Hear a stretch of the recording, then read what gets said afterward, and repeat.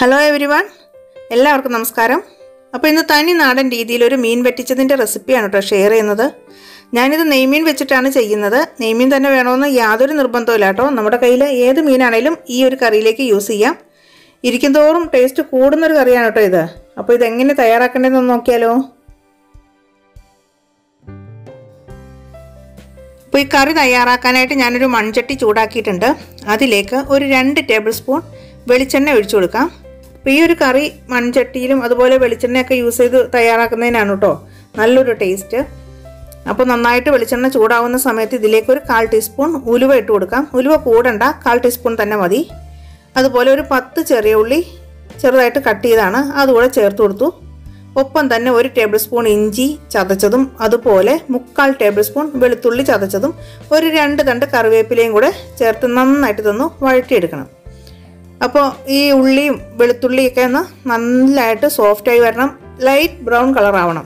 ഈ ഒരു പരുവത്തിൽ ആവണം. ഈ സമയത്ത് ഒരു പീസ് പുളി ചെറിയ പീസായിട്ട് കട്ട് ചെയ്തിട്ട് ഒരു 1/4 കപ്പ് തിളച്ച വെള്ളം ഒഴിച്ചിട്ട് സോക്ക് ചെയ്ത് വെച്ചതാണ്. ഒരു 10-20 മിനിറ്റ് മുമ്പേ സോക്ക് ചെയ്ത് വെച്ചു. അത് നമുക്കിതിലേക്ക് ചേർത്ത് കൊടുക്കാം. എന്നിട്ട് ഒന്നങ്ങ് മിക്സ് ചെയ്ത് കൊടുക്കാം. ഇനി ഇതിലേക്ക് ഒരു 3 ടേബിൾ സ്പൂൺ കാശ്മീരി മുളക് പൊടിയാണ്. എരിവുള്ള മുളക് പൊടി നമ്മൾ ഇതിൽ എടുക്കുന്നില്ല, കാശ്മീരി മുളക് പൊടിയാണ് എടുക്കുന്നത്. അതുപോലെ തന്നെ 1/2 ടേബിൾ സ്പൂൺ മല്ലിപ്പൊടിയും ഒരു 2 പിഞ്ച് മഞ്ഞൾപ്പൊടിയും ഒരു 1/4 ടീസ്പൂൺ ഉലുവ വറുത്ത് പൊടിച്ചതും കൂടി ചേർത്ത് കൊടുക്കാം. ഇനി ഇത് നല്ല പോലെ ഒന്ന് വഴറ്റിയെടുക്കണം. ഈ വെള്ളമൊക്കെ ഒന്ന് വറ്റി നല്ലൊരു പരുവത്തിലാവണം. ആ പൊടികളുടെ പച്ച മണമൊക്കെ ഒന്ന് മാറി കിട്ടണം. ഒരു കുഴമ്പം പരുവത്തിലായി വരുന്നത് വരെ ഒന്ന് വഴറ്റിയെടുക്കുക. മീഡിയം ഫ്ലെയിമിലിട്ട് വഴറ്റിയെടുത്താൽ മതി. വെള്ളം വറ്റി വരുന്ന ആ ഒരു സമയം കൊണ്ട് പൊടികളുടെ ആ പച്ച മണമൊക്കെ നന്നായിട്ട് മാറി കിട്ടും. എണ്ണയൊക്കെ ഒന്ന് തെളിഞ്ഞു വരുന്ന സമയത്ത് നമുക്കിതിലേക്ക് 1 കപ്പ് തിളച്ച വെള്ളവും കൂടി ചേർത്ത് കൊടുക്കാം. അപ്പോൾ 1/4 കപ്പ് വെള്ളം തിളച്ച വെള്ളത്തിലാണ് നമ്മൾ പുളി സോക്ക് ചെയ്തത്. അതുപോലെ തന്നെ ഇതിലേക്ക് ഇപ്പോൾ ചേർത്ത് കൊടുത്ത വെള്ളവും തിളച്ച വെള്ളം തന്നെയാണ്. 1 കപ്പ് ചേർത്ത് കൊടുത്തു. മൊത്തത്തിൽ 1.5 കപ്പ് വെള്ളമാണ് നമ്മളിതിലേക്ക് ചേർത്ത് കൊടുത്തത്. ഇനി നന്നായിട്ട് മിക്സ് ചെയ്തിട്ട് ഒരു തണ്ട് കറിവേപ്പില കൈകൊണ്ടൊന്ന് ഞെരടി ഇട്ട് കൊടുക്കാം. ഇനി ഇതൊന്ന് അടച്ച് വെച്ച് നമുക്ക് തിളപ്പിച്ചെടുക്കാം. നന്നായിട്ട് തിളച്ചതിന് ശേഷം വേണം നമുക്കിതിലേക്ക് മീൻ ചേർത്ത് കൊടുക്കാൻ. ഇപ്പോൾ കറി നന്നായിട്ട് തിളച്ചിട്ടുണ്ട്. നല്ല കുറുകിയ ഗ്രേവി തന്നെയാണ് കേട്ടോ. അപ്പോൾ കൂടുതൽ വെള്ളം ഇതിൽ ചേർക്കേണ്ട. മീനിൽ നിന്നുള്ള വെള്ളവും ഒക്കെ പാകമായിക്കോളും. അപ്പോൾ ഞാനിവിടെ നെയ്മീൻ എടുത്തിട്ടുണ്ട്. ഒരു 1/2 കിലോ മീനാണ് എടുത്തിട്ടുള്ളത്. ഇനി ഇത് ഓരോ പീസും നമുക്ക് ഇതിലേക്ക് ഇട്ട് കൊടുക്കാം. അപ്പോൾ ഫസ്റ്റ് നമ്മളിങ്ങനെ ഇടുന്ന സമയത്ത് നമുക്ക് തോന്നും വെള്ളം കുറവാണല്ലോ എന്ന്. പക്ഷേ മീനിട്ട് തിളച്ചതിന് ശേഷം കറക്റ്റ് പാകത്തിലാവും. ഈ കറിയുടെ ഒരു പാകം എന്ന് പറഞ്ഞാൽ മീനിൻ്റെ ഗ്രേവിയൊക്കെ നന്നായിട്ട് കുറുകി കഷ്ണങ്ങളിലൊക്കെ നന്നായിട്ട് പൊതിഞ്ഞിരിക്കുന്ന ആ ഒരു പരുവത്തിലാണ് കേട്ടോ വേണ്ടത്. അപ്പോൾ മീൻ മുഴുവനായിട്ട് ചേർത്ത് കൊടുത്തിട്ട് ചെറുതായിട്ടൊന്ന് മിക്സ് ചെയ്ത് കൊടുക്കുക. മീൻ ചേർത്ത് തിളച്ചതിന് ശേഷം ഇതുപോലെ തവിയിട്ട് മിക്സ് ചെയ്യരുത്, ചെറുതായിട്ടൊന്ന് ചുറ്റിച്ചെടുത്താൽ മതി. മീൻ കഷ്ണങ്ങളിലൊക്കെ ഗ്രേവി ഒന്ന് പൊതിഞ്ഞിരിക്കുന്ന രീതിയിൽ ഒന്ന് മിക്സ് ചെയ്ത് കൊടുക്കുക ചെറുതായിട്ട്. ഇനി നമുക്കിതിലേക്ക് ആവശ്യത്തിനുള്ള ഉപ്പ് കൂടെ ചേർത്ത് കൊടുക്കാം. അപ്പോൾ സൈഡിൽ നിന്നൊക്കെ തിള വരുന്ന ഈ ഒരു സമയത്ത് വേണം ഇതിലേക്ക് ഉപ്പ് ചേർത്ത് കൊടുക്കാൻ. ഉപ്പ് ചേർത്തിട്ട് ഒന്ന് ചുറ്റിച്ച് കൊടുത്താൽ മതി. ഇനി തവിയിട്ട് ഇളക്കരുത്. തവിയിട്ട് ഇളക്കി കഴിഞ്ഞാൽ മീൻ വല്ലാണ്ട് പൊടിഞ്ഞു പോകും.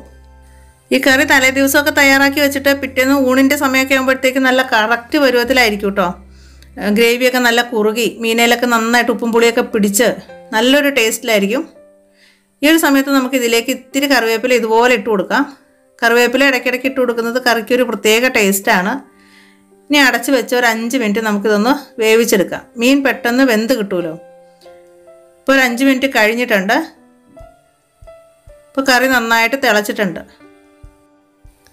ഇനി ഇതിലേക്ക് ഒരു 4 പച്ചമുളക് നെടുവേ കീറിയതാണ് അതുകൂടെ ചേർത്ത് കൊടുക്കുന്നുണ്ട്. ഇപ്പോൾ പച്ചമുളകിൻ്റെയൊക്കെ എണ്ണം നിങ്ങളുടെ എരിവനുസരിച്ച് കൂട്ടുകയോ കുറയ്ക്കുകയോ ഒക്കെ ചെയ്യാം. ഇനി പച്ചമുളക് ഒന്ന് ഗ്രേവിയിലേക്ക് ഒന്ന് ആക്കി കൊടുക്കാം കേട്ടോ. ഇപ്പം നല്ല കുറുകിയ ചാറ് തന്നെയാണ്. ഇപ്പോൾ കുറച്ചുകൂടി ഒന്ന് കുറുകി വരണം. തണുക്കുന്ന സമയത്ത് ഈ കറി നന്നായിട്ട് കുറുകും. അപ്പോൾ അതനുസരിച്ച് ഗ്രേവിയിൽ നമുക്ക് ഇറക്കാവുന്നതാണ്. അപ്പോൾ ഇതുപോലെ ഒന്ന് ചുറ്റിച്ച് കൊടുക്കുക ഇടയ്ക്കിടയ്ക്ക്. അടി പിടിക്കാതെ പ്രത്യേകം ശ്രദ്ധിക്കണം കേട്ടോ. നല്ല കുറുകിയ ചാറായതുകൊണ്ട് അടി പിടിക്കാൻ ചാൻസ് ഉണ്ട്. അപ്പോൾ നമ്മൾ ഇടയ്ക്കിടയ്ക്ക് ഇതുപോലെ ചുറ്റിച്ച് കൊടുക്കുക. ഈ ഒരു സമയത്ത് കറിയുടെ ഉപ്പും പുളിയൊക്കെ നോക്കുക. ഉപ്പൊക്കെ കുറവുണ്ടെങ്കിൽ നമുക്ക് ചേർത്ത് കൊടുക്കാം. അതുപോലെ പുളി നോക്കുക. പുളി കൂടുതലാണെന്നുണ്ടെങ്കിൽ 1-2 പീസ് കറിയിൽ നിന്ന് എടുത്ത് മാറ്റിയാൽ മതി.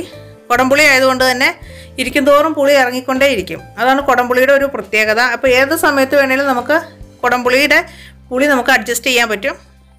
അപ്പം ഞാൻ നോക്കിയപ്പോൾ എനിക്കെല്ലാം കറക്റ്റാണ്. ഇരിക്കും തോറും ടേസ്റ്റ് കൂടുന്നൊരു കറിയാണ് കേട്ടോ ഇത്. ഈ കറി നമ്മൾ ഫ്രിഡ്ജിൽ വെക്കേണ്ട ആവശ്യമൊന്നുമില്ല. നമ്മൾ എടുത്തതിന് ശേഷം നന്നായിട്ട് തിളപ്പിച്ച് വറ്റിച്ച് വെച്ചാൽ മതി. പണ്ട് കാലത്തൊക്കെ ചെയ്ത പോലെ തന്നെ നന്നായിട്ട് വറ്റിച്ച് വെക്കുക. അപ്പോൾ കൂടുതൽ ടേസ്റ്റ് ആയിരിക്കും. പഴകും തോറും ടേസ്റ്റ് കൂടും ഈ കറിക്ക്. ഇപ്പം പാകമായിട്ടുണ്ട്. ഇനി ഗ്യാസ് ഓഫ് ചെയ്യാം. ഫൈനലായിട്ട് ഇതിലേക്ക് 1 ടേബിൾ സ്പൂൺ പച്ച വെളിച്ചെണ്ണ ഒഴിച്ചു കൊടുക്കാം. എന്നിട്ടൊന്ന് നന്നായിട്ട് ചുറ്റിച്ചു കൊടുക്കാം. ഇനി ഇതിലേക്ക് നമുക്ക് തണ്ടിൽ നിന്ന് അടർത്താത്ത കറിവേപ്പില വേണം.